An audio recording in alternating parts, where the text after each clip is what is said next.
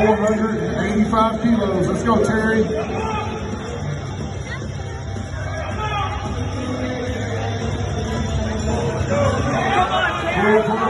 Finish.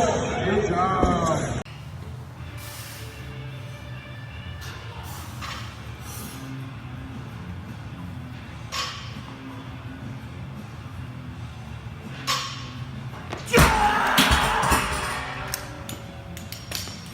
What's happening, people? Uncle Nick here. I got my boy Terry Rady.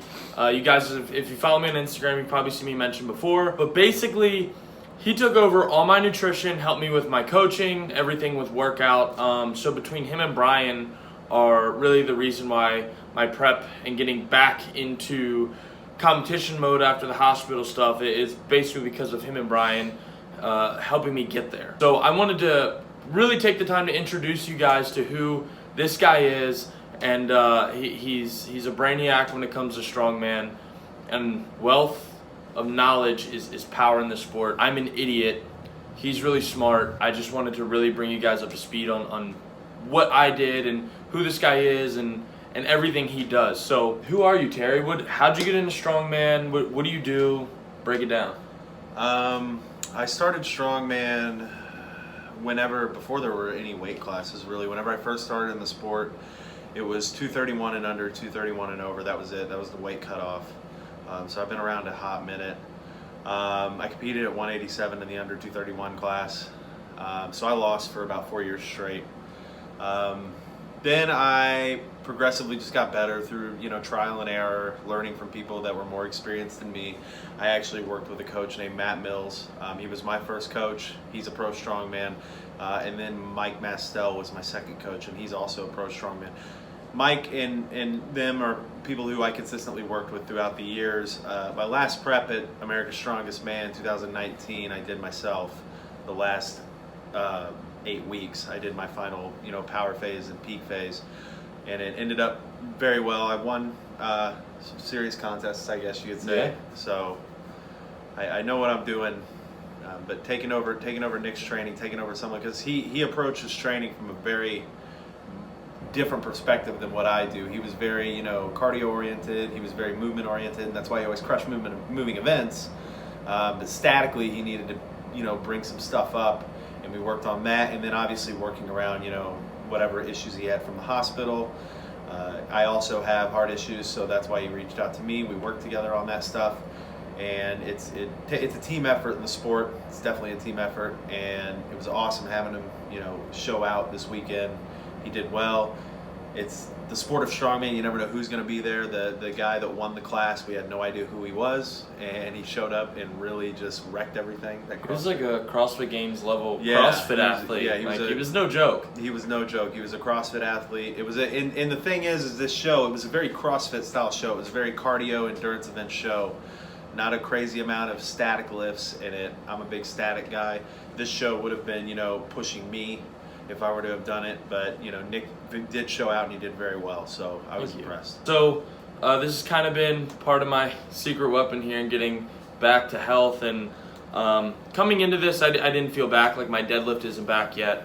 I'm just the heaviest I pulled since is 635. So I lost about 100 pounds, give or take, since everything happened. I don't think without him and Brian and everyone pushing me in the right direction, I would have been able to do what I did today with a top 5 finish. As you can see, like I'm still covered in chalk. Like this is the eve of day 3, and with the top 5 finish, as you've seen in my other videos. So when you approach coaching, programming, what route do you take?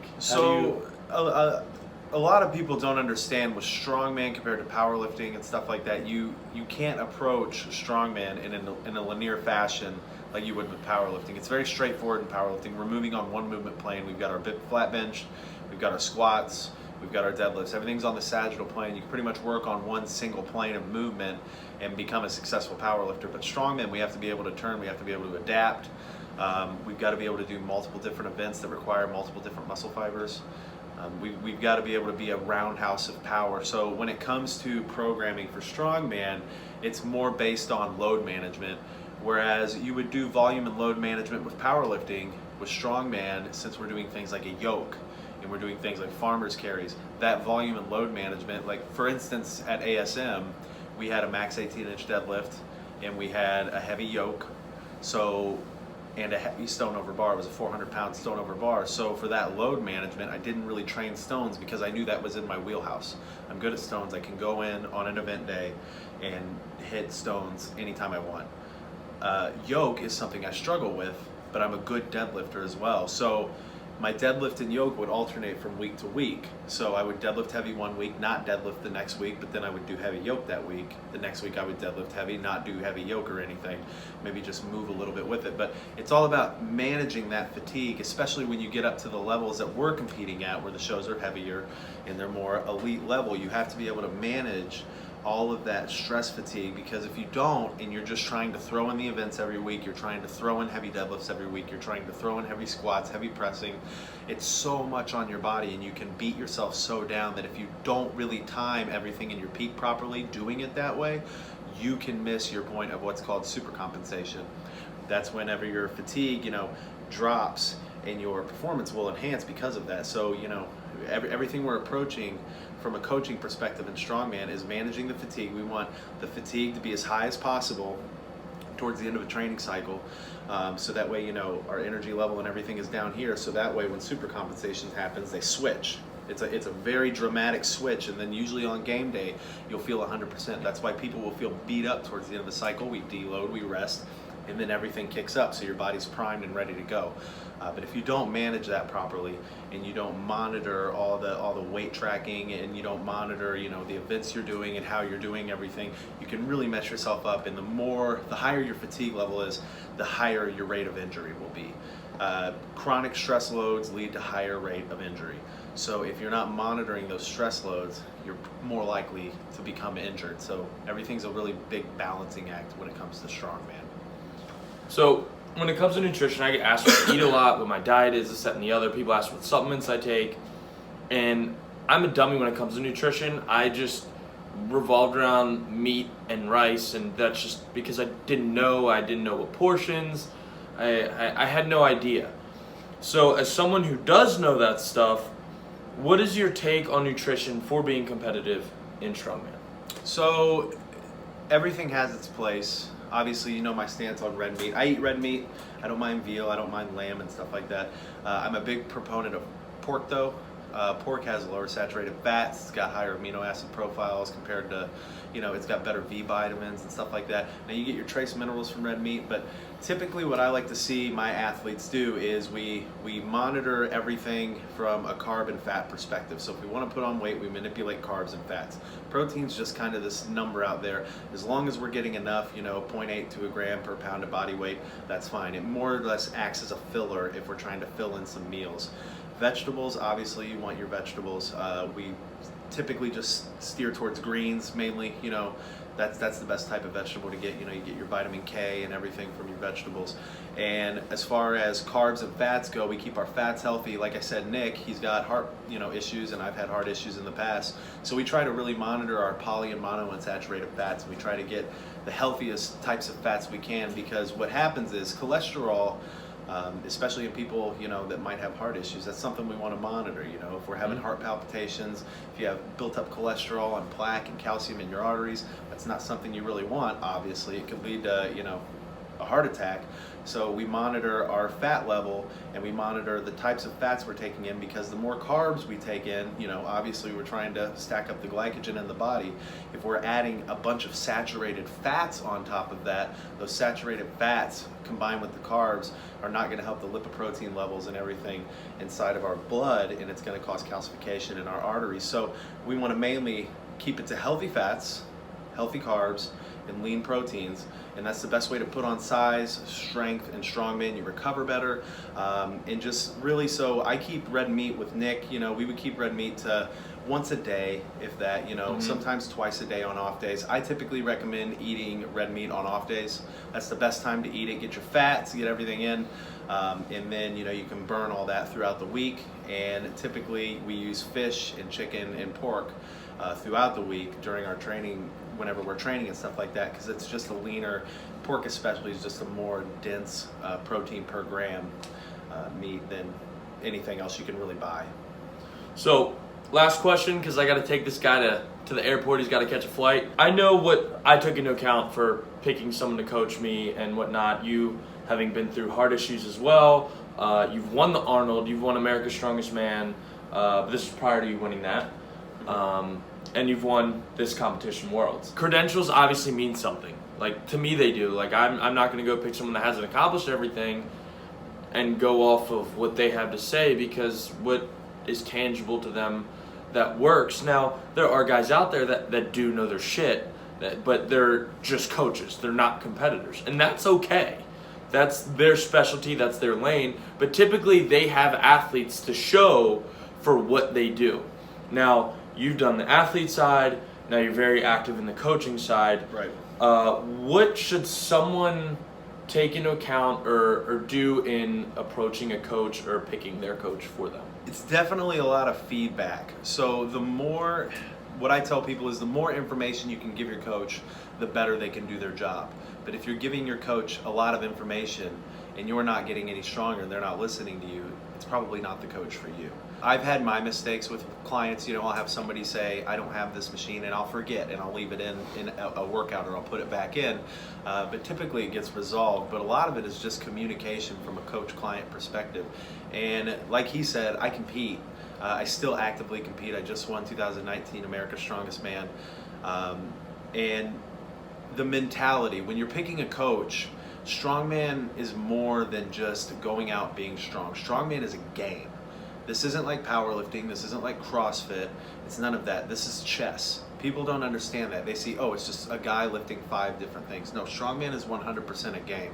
You have to understand that in this sport, if you don't know how to manipulate the points by either sandbagging an event so that way you can save it for a bad event and things like that, you're not going to have, that mental edge. That's one thing I've typically been known for, is I'm what's considered a gamer.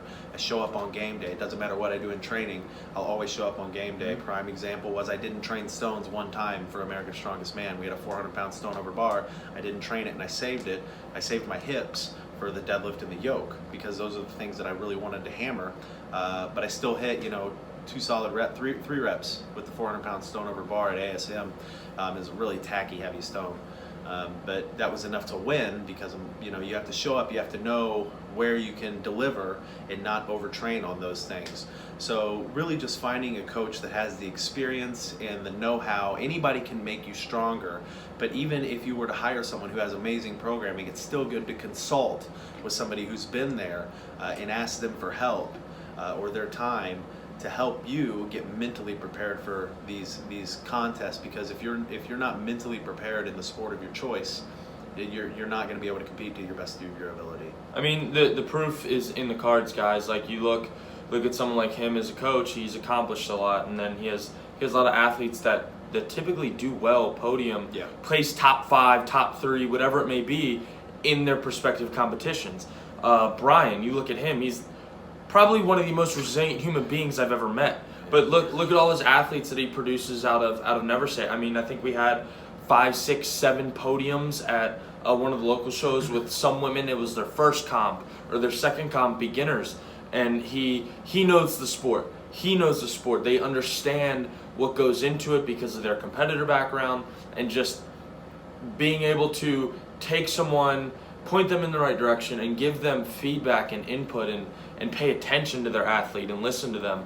And that's what it comes down to, is how engaging the coaches are and with them. And I noticed that with you, how engaging you were with your people, and everything I learned coaching wise as a coach, like an in-person coach, with Brian, how engaging he is. And it's just, you kind of take those different forms of leadership and make your own, and take what works and build your own sort of style. And like, I've learned more about nutrition in the past 30 days with him than I've ever known in my life. And I mean, the first month with Brian, I knew more about strongman than in my life. Like, it's just who you surround yourself with, and I'm very picky. So yeah, it's mainly about finding a coach that really, honestly, just gives a shit about the sport. Yep. I had a lot of successful athletes this weekend. I've had multiple, world champions. I've got multiple world record holders in different weight classes, Arnold champions, pro strongmen. that work with me, and it's because I care about the sport, and when you care about the sport, you care about the people within the sport. And these are all, it's funny because, you know, I work with these people and we end up becoming friends. We just become better friends, and then it's like, you know, it's easier to balance the training feedback relationship because it's my friend talking to me. It's like, hey buddy, this isn't feeling too great, what can we do? Well, then it's easier for me, you know, as from a coaching perspective, like a client coaching perspective, it's a much more relaxed environment to communicate. Now that's not to say that I don't hold them accountable if they're not being compliant to the program, but 9 times out of 10 that's not the case, because, you know, I have the experience and people trust me, and that's the biggest thing. As long as you trust the person that's doing your programming and everything. I mean, even Nick, like, we had, you know, struggling with his deadlift throughout this entire training cycle, but he knows now.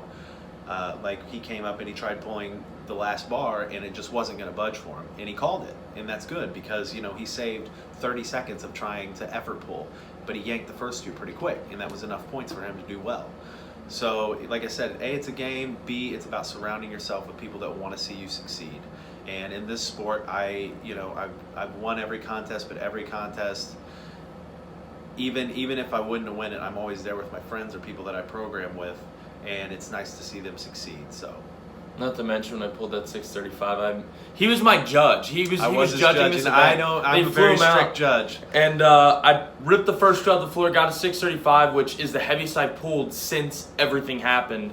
And I pulled it, hitched it, set it down. I looked at Terry and I went, and he looked at me and just kind of smiled. I was like, ooh, and buddy. I literally pulled the slack out of 675. Said, so nope, I was like, I said, nope. call it. And Call it.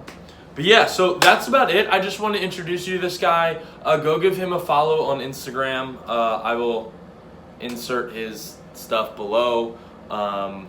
And also, if you guys are interested in learning things, I am going to start a YouTube channel.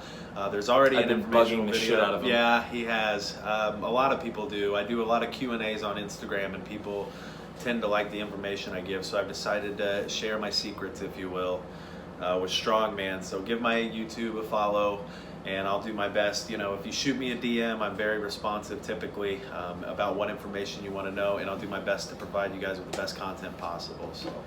Thank you guys for watching. Terry, thank you so much for doing this, brother. We got to get you on a plane. I got to get on a plane. All right, until the next time, you guys know what the deal is. Get out there, get after it, and embrace the suck.